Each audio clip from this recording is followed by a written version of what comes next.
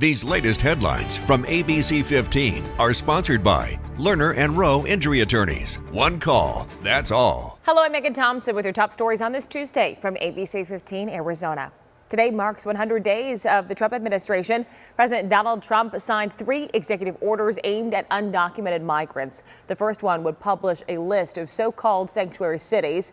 The second executive order provides legal resources to police officers accused of wrongdoing. The third executive order beefs up enforcement of rules that require professional truck drivers to speak proficient English. The trial for the man accused of killing Lauren Heike has been pushed back to January of 2027. Heike was running on a North Phoenix trail when she was attacked back in 2023. Zion Teasley was arrested and charged with first-degree murder. Teasley is also charged in 2 other unrelated cases. The judge pushed back all 3 of Teasley's cases. Buckeye police addressing parent concerns over a gun brought to a Valley Elementary school. A gun on campus is an imminent danger because that person was not in custody at the time I called.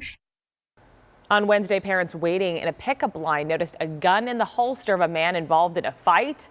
Police arrived quickly and arrested 4 people. The police chief telling school board members Monday that they did not recommend a lockdown because they said the situation was under control quickly.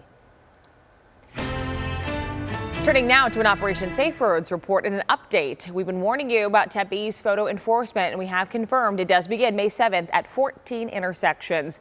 Cameras will be monitoring for speeding and red light runners. Tickets will begin June 5th. This is part of Tempe's Vision Zero initiative to eliminate deadly and serious crashes.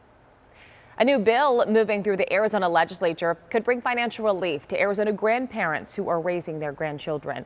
These are family members stepping up without hesitation, living on fixed incomes, just doing the best they can. But if Senate Bill 1490 passes, Valley families who qualify could get as much as $300 a month over the next 3 years, thanks to a phased stipend.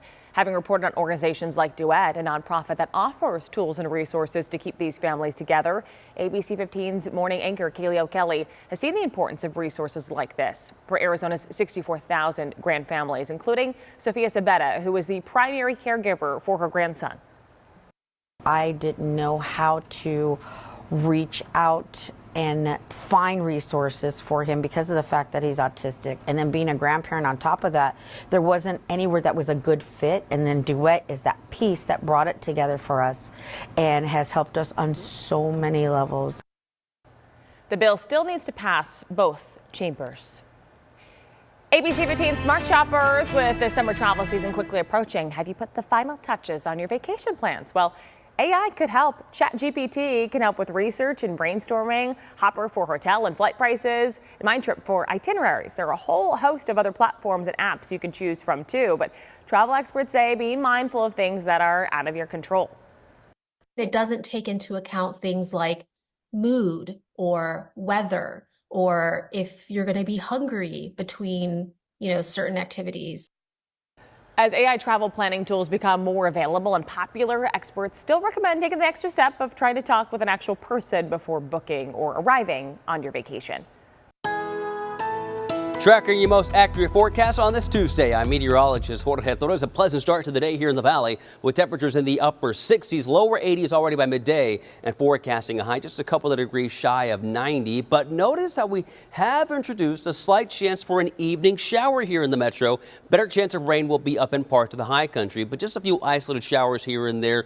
But an isolated thunderstorm cannot be ruled out either, so small hail and gusty winds not out of the realm of possibility along the I-17 corridor from north of Phoenix through as you head toward areas like Camp Verde along with Flagstaff. But even a slight chance of a shower in the valley late this evening, mainly in northern and eastern parts of Maricopa County. Highs in the 50s and 60s up north and to the east with 70s and 80s across the majority of the lower deserts, with that 7-day forecast showing temperatures back in the 90s in the valley beginning tomorrow through at least the early part of the weekend. In the high country, 50s and 60s for the next several days, but turning windy and cooler by the latter part of the weekend and next week with highs on Monday in the 40s.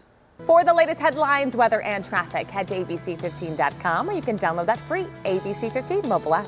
These latest headlines from ABC15 are sponsored by Lerner and Rowe Injury Attorneys. One call, that's all.